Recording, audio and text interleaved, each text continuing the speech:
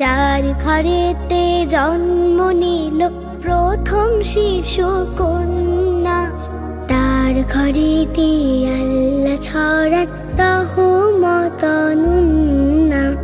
যার ঘরেতে জন্ম নিল প্রথম শিশু কন্যা, তার ঘরেতে আল্লাহ ছড়ান রহমত অনন্যা।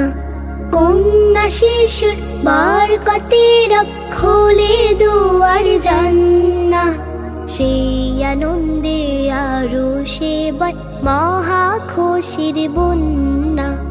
যার ঘরেতে জন্ম নিল প্রথম শিশু কন্যা, তার ঘরেতে আল্লাহ ছড়ান রহমত অনন্যা।